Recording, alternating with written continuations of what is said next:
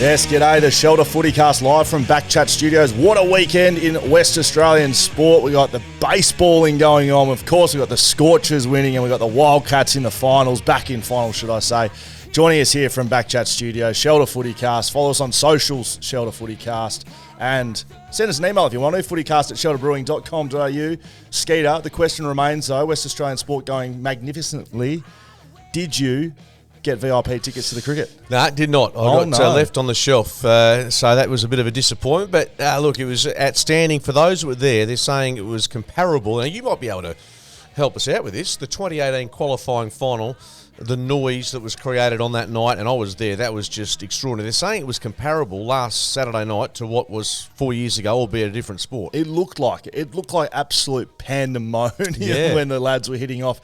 Dan and I were actually on a little fishing charter, and when I say charter, I mean a dinghy that I may or may not have been driving without Mr. Tyson's. We pulled up onto someone's jetty and ran inside and watched the last 3 overs. Dead set. Oh, we knew who they were, but it was one of the boys' uncles. Anyway, long story. We saw the last 3 overs of the game. It looked amazing. And what I love about you is that you identify talent really early, and when it comes to cricket, Cooper Connolly's the guy that you've hitched your bandwagon to.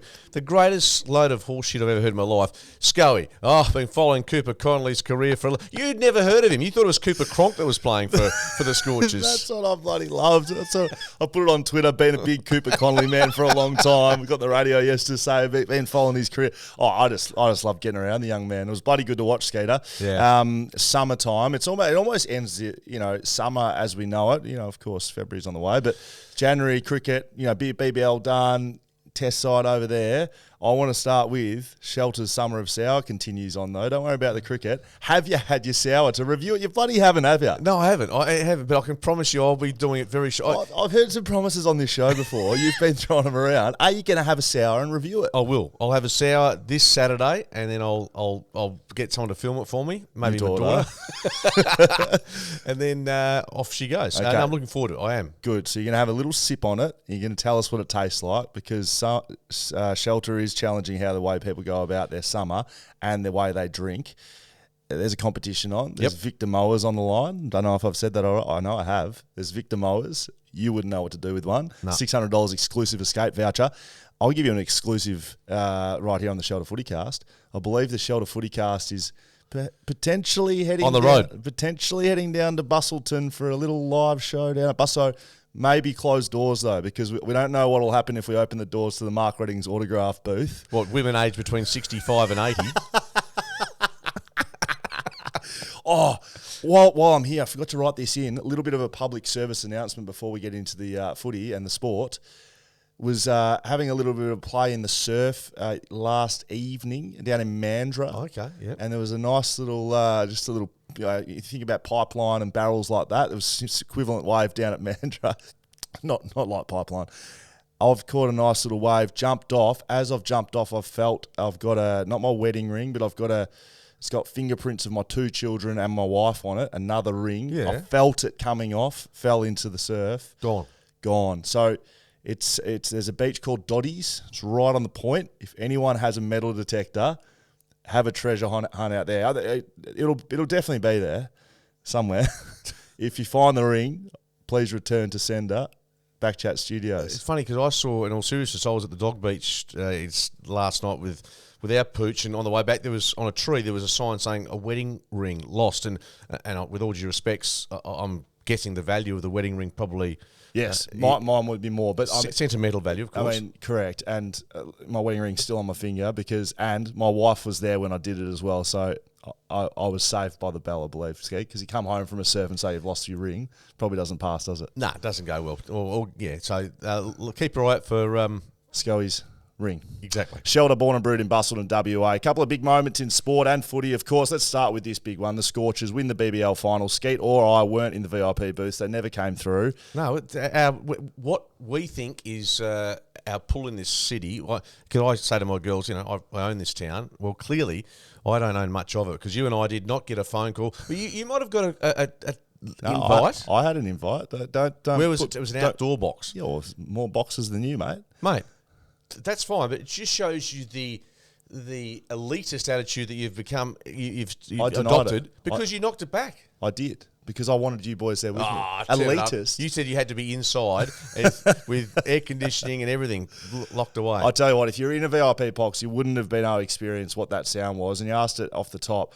It looked like the 2018 qualifying final because of there was no Heat fans. It was just orange. There wouldn't have been one Brisbane Heat supporter in there.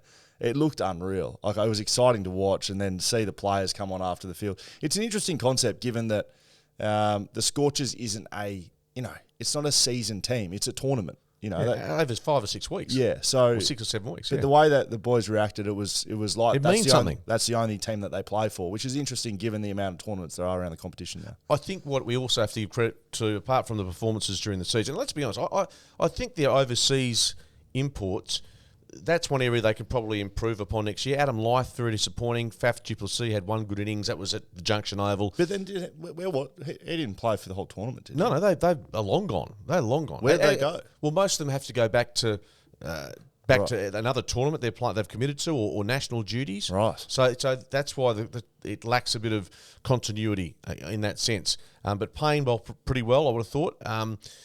I think you have to go back to the A team. Ashton Turner, Adam Voges, those two. Ashton Turner didn't make the Big Bash team of the year, but I just thought... His final series as well. Mate, he could easily have been there just for his leadership, but his batting was brilliant as well. So full credit to them. How they improve, just culture. They've just got that great team ethos, and... other teams have to try and match them. And there's a bit of talk trying to even up the competition with the draft and trying to make sure it's tougher for the Scorchers and the Sixers to succeed. Bottom line is, clubs or franchises like the Melbourne Stars, who've had ample opportunity, guys like Glenn Maxwell and so many talented players, they just don't have the camaraderie, clearly, or the culture that we talk about. Yeah, it's crazy. And what was great about it was the Heat came out and made a big score. So... you could have seen Heat go out for 130, and that would have been an absolute fizzer. The fact that the finals made it to Perth a couple of weeks, back-to-back weekends, yeah. I don't say save the competition, but they got probably over 100,000 fans in the door, where if it had been at any other stadium or any other city in Australia, they wouldn't have got 50 of those probably. Yeah, You're probably maybe not getting much over 30. Well, Melbourne Derby would have got a big crowd. Yeah, but Sydney spat out 30,000 for the Sydney. That was a Thursday game, and obviously we copped a bit of a stick about our test crowd. But yeah, it was outstanding performance, and it's one that we'll look back on, and hopefully there's some Sheffield Shield success for the boys to come that have they've jumped straight from that format into the Shield competition. We'll get into a couple more details a bit later on in the show. What about the Wildcats? They're back in finals.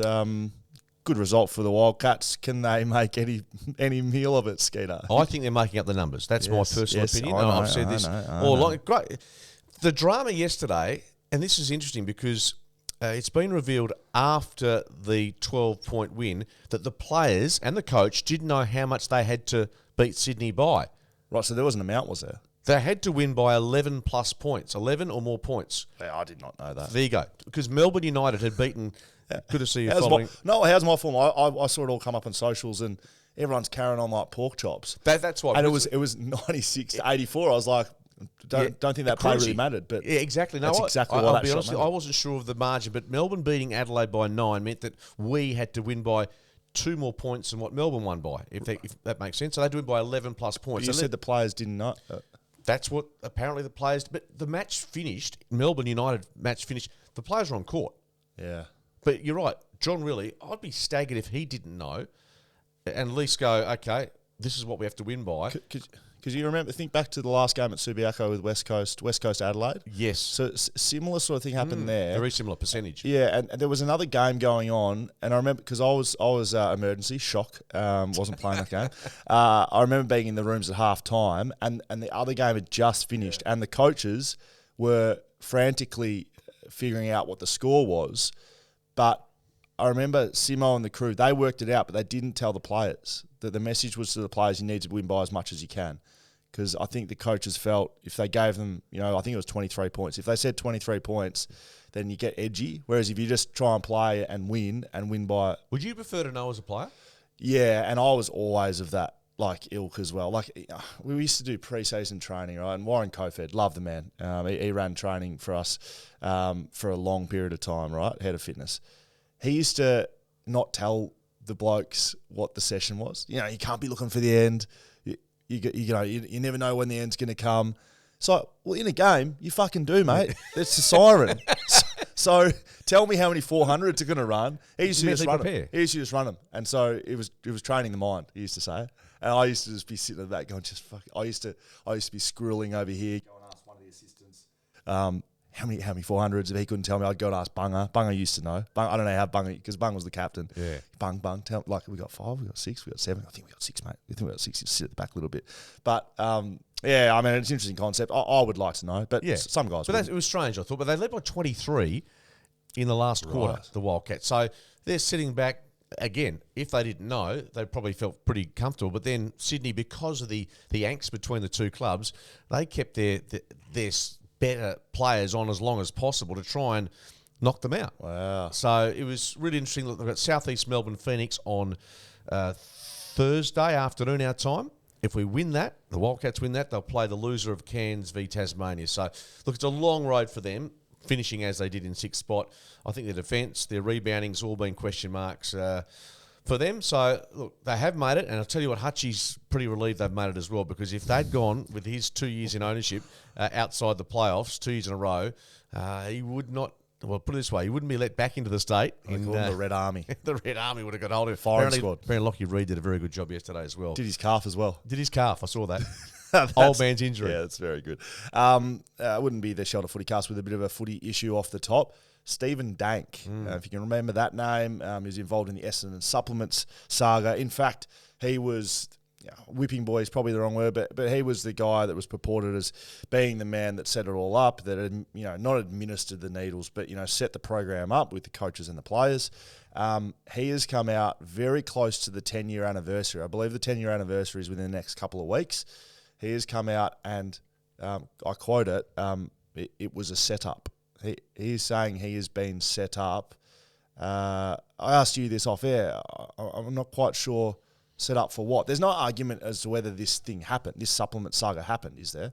They ran an injection program. Players have said they were injected. Correct. So that's not arguable. So what's the argument? That what was being put in is not illegal. Is that right? Yeah, with the contents of what was administered, that might be what is in dispute. And again, I was reading this morning about there are certain parties would like to have technology advanced to the point where they can look specifically at the samples that are still apparently in storage or kept. Did you say there's like a mematorium on it? Is that the right word? I don't know if it is. It's a 10-year window that they can use. And that's coming up. Very close to an end. So therefore they will be destroyed, all that evidence. Right. All those supplement cases that were put in place. So, again, we almost need Travis Kelce here to help us out. Yeah, correct. That little hotkey over there. So what was the name you said, the man you said from Essendon who said... Danny Corcoran has come out and he said it's a huge injustice, and I'm assuming he's talking about what happened to the Essendon Football Club. So, Bomber Thompson, I've done a sportsman's lunch or two with him. Now, he's had his own issues, separate to footy, obviously, but he looked completely destroyed. This is going back a few years ago, as to what had happened at the club and how he'd been entangled in it, and the guilt that he'd been, I guess, directed at him and all the coaches. Joe Watson loses his Brownlow. The club's fined $2 million. James Hurd's suspended for 12 months. The players are suspended for 12 months. They're with the wooden spoon, all on the back of this program, which... Again, sort of what I said off the top, there's no argument whether or not it happened. It's the legalities around what was getting put into their bodies. Look, without going too far off topic, and speaking to a few of the players that have been involved, it's a bloody tough area for them to be, right? So you're in a footy club, you're in this highly structured area, you're trying to be the best, you're trying to win the premiership, and you've got people you trust that come and say, this is legal, we're going to do this to get better.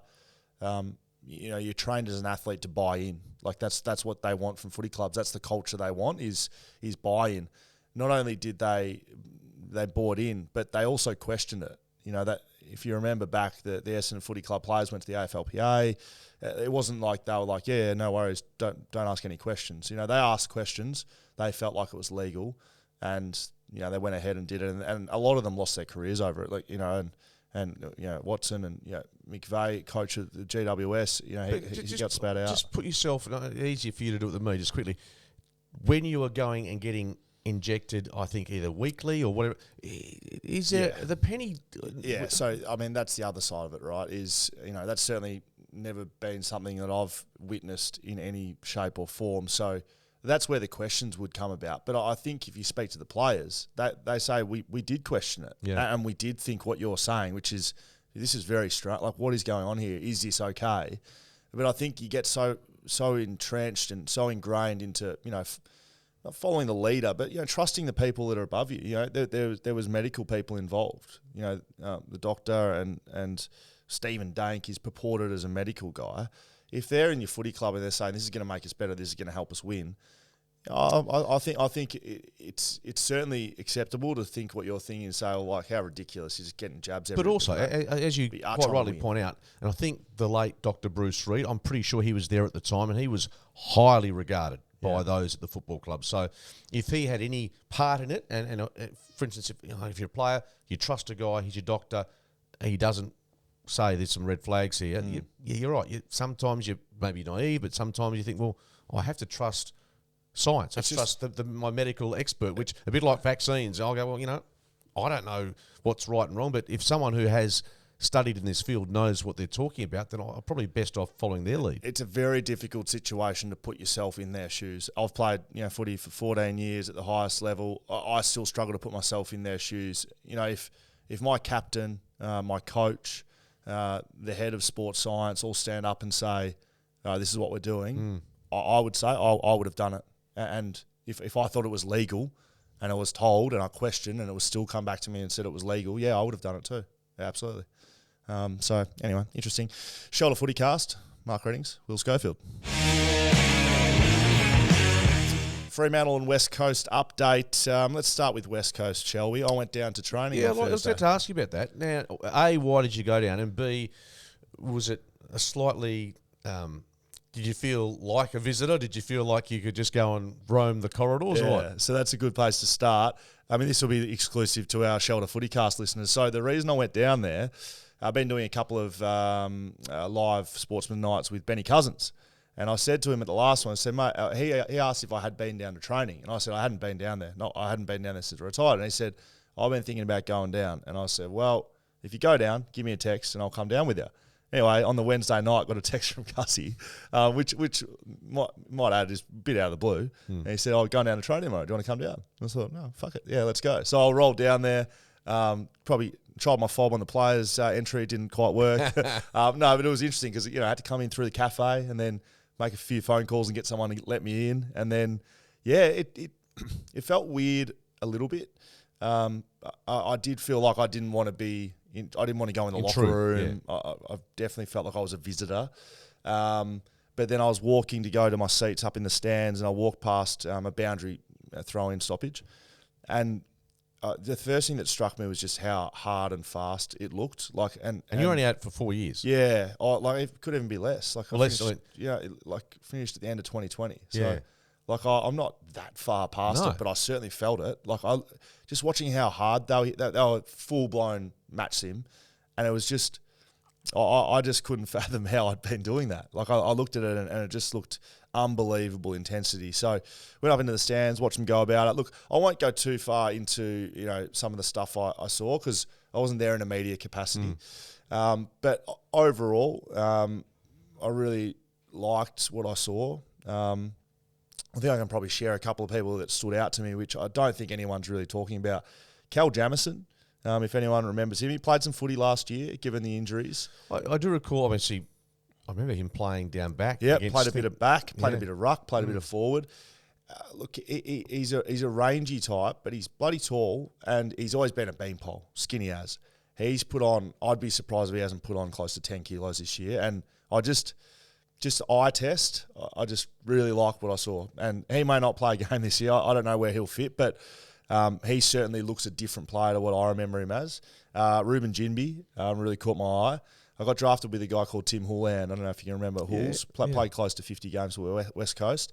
He was a national 3 kilometre champion. So he was the fastest in Australia at that. So it was always good to do a time trial with Hulls. Ruben Ginbey runs. He looks like Tim Houlihan when he runs. Hulls used to be able to extend his stride, and he would go from jogging to sprinting in about, like a cheetah. He would just go. And I watched Ruben Ginbey run this diagonal across the ground, and he was with his player, and he didn't look like he was sprinting. He just extended his stride, and he put 10 metres on the bloke he was on. Didn't look like he was even trying. So, and he's 195 centimetres, or 194, 195. So I think West Coast fans should be excited by that. Elijah Hewitt kicked 2 goals while I was watching. They played him as a deeper forward, which I found interesting. And there was some rotations, which I won't say specifically who they were in case they are protecting that. But guys that are involved in some interesting rotations include Tim Kelly, Elliot Yeo, Luke Shuey, Jimby. I like what I saw out of Hunt from Melbourne. He play as a backman, halfback, yeah. And really love what I saw out of the young kid Long. So there's been some talk about him in the papers. I've seen some stuff on social media. I hadn't seen much of him. He was the last pick in West Coast National Draft this year. I'll put my little bit of kahunas on the line. I reckon he'll play round 1. Long. He was the most impressive forward. Saw him do some things that you can't teach. He took a mark coming up at the ground. His defender was on him, and he took a mark.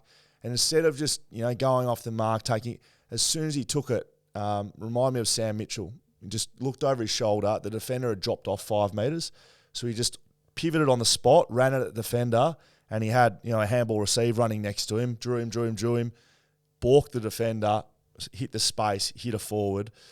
Just little things like that. If you can see a young player doing that, look, he might not be physically, at his prime, but things like that. He's a Victorian lad. He's a country Victorian, which, absolutely no shock in that. Victorian, playing well for West Coast. But that were the things that I really liked. Just some players playing in different positions, and the overall speed of their gameplay is fast. So look forward to that, West Coast fans. Yeah, they've got, 2 more weekends before they get into that match sim week of matches against Port Adelaide and Adelaide over the 2-week period. So, they've got, by the sounds of it, pretty healthy list. I think more than 40 players on the park, which is so important. Nick Nananui was. I was impressed by how he moved. He looked no different to what he usually looks like. He wasn't flying around the ground, but he looked competitive. Who's his backup right? Well, I don't think it'll be Oscar Allen, put it that way. No. I think Oscar Allen will be given every chance to play as a forward and to own that position, regardless of how he's going. He might have a few games where he doesn't kick goals. I think they'll back him in to be their forward, and Jack Darling alongside him.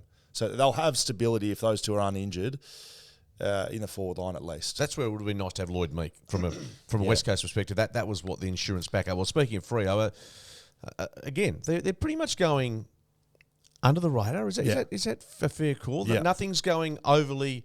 No one's sort of singing from the rooftops. No. Although there's some pressure on the West had obviously a go at the top 4, which the ambitions that they've got, the template they've put out, right? Which I like clubs being up front. We want to do this. So they said that they're going to make top 4. Well, I think as part of their template for the plan, which was set out a year or 2 ago, is to be top 4 and obviously winning a flag within a couple of years. So right. That's what it's all about. Yeah, correct. Adam Simpson always used to say, we aim to play finals every year, so make the top 8. Once you guarantee a final spot, you want to play top 4. Once you guarantee top 4, you want to finish top 2. And once you guarantee top 2, you want to finish on top of the ladder. I mean, every team right now wants to finish on top of the ladder and win the premiership. Even the Kangaroos, maybe not realistic, but they would want to play finals, play top 4. Like everyone wants to. How many clubs do you think we're talking in February, how many clubs do you think are realistic chances? We talk about the EPL being such a, there's a small window of teams apart from, say, the Leicester City season. How many 12, teams 12. That can win it? Oh, can win it? Yeah. I think you've got to say definitely 8. And then you got, at least 2 outside of the finals right now that could step up into it. So I think 10 would be fair. But that would very quickly sort itself out within 6 weeks of the season. Within 6 weeks, I would say just shrinks to about probably 5 or 6. 6 week mark, you can see who's challenges, who's not, style of play. Yes, it can change, but you're not going to get to see a Fremantle Dockers being this defensive side and go to this ultra attacking flat. No. You can't flip a game style like that. They may tweak a few things to get a better connection forward to the footy, but I would say 10. Do you agree with that? Yeah, I think at this time of the year, but you're right. I think within that first 6 weeks, first 5 even, and there's one good example last year was Port Adelaide. Yep. You just knew they might make the 8 after losing their first 5, but they were never going to challenge. Just remember the Freo Dockers will be sitting on top of the ladder after 6 rounds. 6 and zip. Yes, that's correct. Geez, I hope they don't get rolled by St Kilda in round 1. We'll see. We'll see. Our Flagmantle merch sales won't be going too well if they do. So pull your finger out, boys. Little bit more of a breakdown on the Scorchers skate. Maybe this. Mark Reddings, Will Schofield. The Scorchers. How did you see that game play out? So Brisbane come out, they make 175. No, you mean the nobodies. Oh, yes. How about that? Well, and I'm not sure who's. I think Jordan McArdle had he wrote the story. He doesn't write. But it's the subbies that do it. And I work in the media, so I'm loath to get too critical. But if you're Adam Voges, you pick up the paper, you think, oh no, this is not what you want to see. The Heat, guaranteed, the Heat would have had that blown up, plastered all over their locker room. But there's Darren no Lehman, doubt. Old school, absolutely. Yeah. So they would have loved that, the Heat. And then they played like it. They came out. They played like a team that was. Yeah, you don't rate us. Yeah, exactly. Correct. I mean, let's be honest. It's not like the Scorchers were star-studded. Like that. They've got some great players. Missing a lot of players as well. Turner, great player. Bancroft, great player. Hardy had a really good English tournament. But these guys aren't Steve Smith, Labuschagne, Kawaja. They don't have any names either. So that's what the Heat would have been saying anyway. Absolutely. It was a great advertisement for a competition where the crowds, I think, stabilised, if not went north this year. The TV ratings are better. I think the product looks in a good time slot now. So the Big Bash, after being really wobbly, I think for a couple of seasons now. Look, let's be honest with you. If the Scorchers win, people celebrate, they enjoy it. If they'd lost, they would have been disappointed. But it's not as tribal as footy. We know that. No, and you look at the Wildcats as an example of what Perth people do to get behind their teams. But the Wildcats is a season, right? And whereas cricket, you got the Nation, you've got other tournaments. But I do like looking at the ground. There was a lot of merch sales. People bloody love them. Oh yeah, they absolutely love them. There was a couple of big moments that I watching Ashton Turner getting run out. That was a complete debacle. I think it was Hobson that. Eskenazi not grounding his bat. That was crazy. That was lazy, and that was that. At that point, you thought to yourself, "He's a professional cricketer." I mean, getting run out in those circumstances.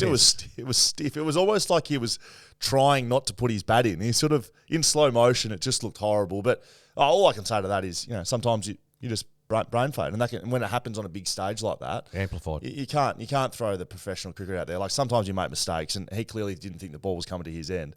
But it just in slow motion, it was like he was holding his bat. I don't want to put it over. It was frustrating to watch if you're watching and think, mate, the Turner run out was worse for mine. Like you've got a bloke who's on 53 runs coming back for 2, and there's a hesitation, and then Hobson sort of threw his hands back in the air, and they got stuck in the middle. Well, the other thing that we talk about, I mean, I don't know what it's like in the middle, but whether the crowd noise, whether the call is sometimes muted a bit, or those bloody things loud. It looked bloody loud. But then the 2 lads at the crease to finish the game, an accountant and a teenager. Yeah, I saw that. I mean, Hobson hit the last 10 runs of the game, so he wasn't sitting there watching Cooper Conley go to work. But Cooper Conley comes on. No one knows him, including myself. I've never seen him. I did see him in a previous match. No, and I saw him play a previous match, and I must admit, I've been told that he's up there with Teague Wiley. Know your role and shut your mouth. Skeeter, you're full of shit, mate. Hang on a sec. He's regarded with Teague Wiley, who you would not have ever heard. The only Of bloke course Wiley I you know haven't. is Rob Wiley. Teague Wiley is a gun. Is there a DJ, someone Wiley? More the long term. And Cooper Conley, also under 19 prodigy. What did you like about Cooper Conley before the grand final? You tell me a few things about him. Oh, he played for Scarborough. He's done a lot. Know your role and shut your mouth. That, of course, is Travis Kelce after winning the divisional championship. So put it this way, that's going to be played, And we should have done it during the Stephen Dang thing. That should be played whenever Scoey or Skeet start talking about something that we don't really comprehend. Honestly, it should be playing in the background on loop and just like a nice little background. Exactly. That's Travis Kelce winning the divisional championship, talking about the mayor of Cincinnati when he came out talking shit about the boys, which, of course, the Shelter FootyCast knows all about. It was a great win and like a great moment. There's not going to be no parade for the boys because they've all got to do Sheffield Shield stuff. Yeah, they're doing recovery down at City Beach. I couldn't believe it. I thought cricket was was on the gas for 3 days. Yeah, I thought but they were down doing recovery. Yeah, that's maybe stupid. Why would you do recovery after you've won a? Mind you, some of those blokes had to go and jump. I think that's why. Play some Shield. AJ Tyre dyed his hair blonde. He's a different unit at times. Lovely bloke. And the best shot on Fox's coverage is him looking at the camera, staring. He's a lunatic. He's a lunatic. Well done, boys. Congratulations. Scorchers going beautifully. In fact, we might win the One Day Cup and the Sheffield Shield again. So good cricket stuff. And, of course, the Aussies in Nagpur. Yes. For the first test against India. I don't think Cam Green's going to come up, to be honest with you. I think his finger's not quite right. So that's disappointing. Yeah, because Hazelwood's out. He's out with Achilles. So Scott Boland or Lance Morris to get the gig. The wild thing. Yeah, unfortunately those decks over there, not a good place to make your debut as a fast bowler. So I think Boland plays, pretty sure. Our spinners will have to be really good against India. But I know you're not a cricket man, but that India Test series is going to be really good. I am looking forward to the Indian Test series, mate, the Indian Test series runs into Monday, which is the Super Bowl. And of course, Sunday, we know you're involved with the UFC. So there's a bit happening over the next week, even though footy's still just on the on the cusp. Talking about you a UFC fan? Not really. You're not? Not huge, no. No, in fact, no, I'm not. I know you really love it. I can take it or leave it. We're still good. We just had a little power surge. We're still recording. We're still okay with the den. So you take it or leave it. The UFC 284 is in Perth. Yeah, Sunday. I heard. Yeah, I know. I do know. Well, how do you know that? Well, because it's advertised. I had a look at the paper yesterday. Its first bout's at about 6 a.m. You won't be going. I'm going. You're going to UFC 284. I'm going to UFC 284. Who's your favourite fighter? Volkanovski. Oh, well done. Well done. You read that on the news this morning. What place do you have at the 284? This is one of the hottest tickets in town. Yeah. The captain of the West Coast Eagles, Luke Shuey, wants to go. Big UFC fan. Can't get him a ticket. Mark Reddings. Wouldn't fucking know Arthur from Martha in the UFC. Conor McGregor. Conor McGregor doesn't fight anymore, but well done. What are you doing there? I've just been invited to go to a room and enjoy some hors d'oeuvres and some. Like so not the media hors d'oeuvres. No, Michael Scott, who runs RAC Arena, and a mate of mine called John Saxon have said, "Would you like to come along as my guest?" So we're going to Sting the night before, so I reckon I'll still be 0.20, and I'll walk into RAC Arena. Sting, is that? No, you never heard of Sting? I thought it was Kiss. I thought it was the guys that do the tongues. You never heard of the Police, the band? So I've heard. Oh, good. That's nice to know. You excited? Oh, I'm looking. That's a big weekend for you. Oh, mate, and absolutely. So Saturdays, yeah. So the UFC, I'm actually looking forward to getting out alive because I reckon there could be some interesting characters. 6 a.m. doors open. Are you going to crack your first shelter at 6 a.m.? No, I'm not doing that. But I just want to know what sort of crowd's going to get there, in all honesty. I would say, I was at the... They stripped them down for knives and all this sort of stuff? I don't think there'll be weapons brought in. Mate, it's a professional sport. It's like cage fighting with weapons. What do you think? Why would they be bringing knives in? Do they do that at the footy? Well, footy's a pretty violent sport. I'd turn it up. These my first 2 words if I jumped into an octagon would be tap out. What would happen on a footy field to you, mate? If you're doing tap out. But no, you can't tell me there's not going to be some. I was at Dave Chappelle at RAC Arena. Dave Chappelle, comedian. There was a fight in the crowd at Dave Chappelle. So, game on. I would say. I'll tell you what. If they come up to the corporate area, I'm definitely locking the doors. My experience with MMA fans and especially the fighters, incredibly respectful. When people know how to fight, when people are trained fighters, they're respectful. They're not lunatics. I'll tell you, who's not going to be there. Colin Barnett. What's that? Well, the ex-premier. He barred. Did he? Barred it. Okay, well, we barred Colin because it's a great sport. See you later. Mark Reddings, Will Schofield, Shelter FootyCast. I was waiting for the know your role and shut your mouth when Skate was talking about the UFC. Dan, you got to get that finger going over there. A couple of AFL updates to finish the Shelter FootyCast. Massive blow for Carlton. Yeah. Zach Williams, ACL. I've seen a lot of talk about he's on a big deal and this and that. I think you purely got to look at him as a player. He's been he's been a good player at GWS. He's come over to Carlton, hasn't had a good run. He's been okay. Let's not. But he hasn't had a good run of it with injury. I think he's been played out of position a little bit of midfield, a bit of backline. From all reports, he'd had a great preseason, does his ACL. Overall, my first impression is that's just a massive loss for Carlton. And I just wonder, and again, we're probably, when you think of Sam Walsh missing early, are you going a little bit cold on Carlton to be a riser this year, or is that being a bit premature? They're my risers, aren't they? Are they one of the risers? I think most people have got them rising. Look, I mean, Sam Walsh is a bigger loss than Zach Williams, put it that way. But he's had his surgery. He'll miss the start of the season, Sam Walsh. Zach Williams is gone. And I've just forgotten the guy that used to play for Richmond, Oleg Markov. Yep. He's been linked immediately to Carlton to come in and replace him. Not like for like, of course, but he's sort of a dashing half-back guy. Am I cooling? Let's call it a cooling. I'm not freezing him out. But you don't want another 2 or 3 of those before the season. You know what happens, Sco? Key players. Yeah, exactly. Yeah, key players. And he's a key player. Think of what you like. He hasn't had the greatest start to his Carlton career, but he's a key player. Playing well, he's in Carlton's best players. So, disappointing for Carlton, but they have to move on. A couple of these ones to throw at you, Skeet. I just thought this was interesting. Saw this come across the desk before we finish up. There's been an All-Australian table put out. So teams that have got the most All-Australians and the least All-Australians for that matter. The top 3 most All-Australians. I can give you number 2, and I'm just seeing if it's still on my phone. It is. Very good. Can you give me the top 3 teams with the most All-Australians in their team, please? From 2022, you're saying? Or right at this moment. The amount that have ever been All-Australian. Does that make sense? Well, sort of. I mean, Geelong are second. Stands out. Geelong are second. Geelong second. They have 7 All-Australians on their list. So that's ever to have been All-Australian. Ever make an All-Australian. Okay. I'll give you of the top 4. Richmond? Of the top 4, 3 of them finished in the top 4 last year, and 1 of them finished in the bottom 4. Bottom 4 of the competition. The top on the competition finished in the bottom 4 last year. So the 3 I'm talking about are Brisbane, Geelong and Melbourne all have 7 All-Australians. And on top of the list with 8 All-Australians, the West Coast Eagles. Really? Jeremy McGovern, Nick Natanui, Elliot Yeo, Andrew Gaff, Shannon Hearn, Jack Darling, Liam Ryan and Tim Kelly. And again, the age of their list and obviously the success they had prior to last year was... But you would see Geelong as a ageing list. Yep. They have 7. So I think that points to the fact West Coast have got top high-end talent. If you can be All-Australian in 1 year, it means you can play the game. You don't luck into an All-Australian jumper. So I think that's why there's positivity in West Coast. On the flip side, least amount of top 10 picks in the competition on their list. So, ever.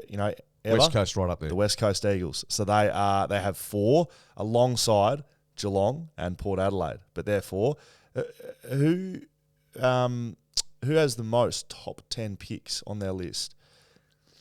Well, you'd have to think a Giants Gold Coast, no? Gold Coast is second with 10 alongside North Melbourne. Fremantle are actually equal third place with 9. So of the but that was the Dockers with those 9. That's not by finishing, correct. So that's why of the top 5, GWS, Gold Coast, North Melbourne. Top of the list is Essendon. All shithole. They were all terrible teams last year. GWS, Gold Coast, North Melbourne, Essendon, Fremantle. In the top 5 with top 10 picks. I spoke about it a bit last year. I think that's an interesting prospect given the talent that you have to do that. You still have to put forward talent. Essendon on top is an interesting one for mine because no one really gives them too much of a shot at being much this year, me included. I'm certainly not doing who named them as... Malthouse said they'll win the grand final last year, which is outrageous. They won't win the wooden spoon, but I can't see them playing finals this year. They've got the most talent on their list. Well, most top-end talent you're talking about in draft selections, but I look at it and I go, I struggle to match them up against, say, Fremantle, and I think you have to give credit to the likes of Peter Bell, and given they haven't bottomed out in the last, they've had some leanish years, but I reckon they've done really well draft-wise. I'm going to say, is Will Brodie a top 10 pick? Jordan Clark, is he a top 10 pick? Like, these are guys they've bought into the footy club from elsewhere. Luke Jackson. Yep. So I think you're talking about the Brayshaws and those. Yeah, I mean, they've drafted them, right? Yeah, you know, and Brayshaw, Chera. Sarong, top 10 Sarong, I think, would have been. Yeah, these guys are. I mean, Hayden Young I think he was. Oh, he might have been just out of the top 10, I think, or thereabouts. They got some high end talent on their list, and I think it's gonna be an exciting year for Fremantle, especially when they're on top of the ladder after round 6. The last lot of tables I want to go through with you. Just quickly, sorry, I'll tell you. Will Brodie, 9th pick. Thank you. And Caleb Strong was draft number 8. 8, yes. So yeah, top 10 picks. In fact, I did a function with Lukey, Jackson, Sarong, and Young, all top 10 picks in their respective year 2019. So when you were asking that question, you should have known the answer. I had no idea. But you've done more mathematical summations there than I did in year 12 when I was doing Maths 4. I don't know what Maths 4 is. Was that Abacus? Did they have those back in the day? That is like, if you're an absolute dodo. Yeah, an absolute numpty. That was me. But I got an A. There you go. AFL, I'll keep it on the math side of things then. AFL funding list revealed. So who gets the most money from the AFL? I would suggest it'd be the obvious ones, the Gold Coast Suns. And their partner in crime?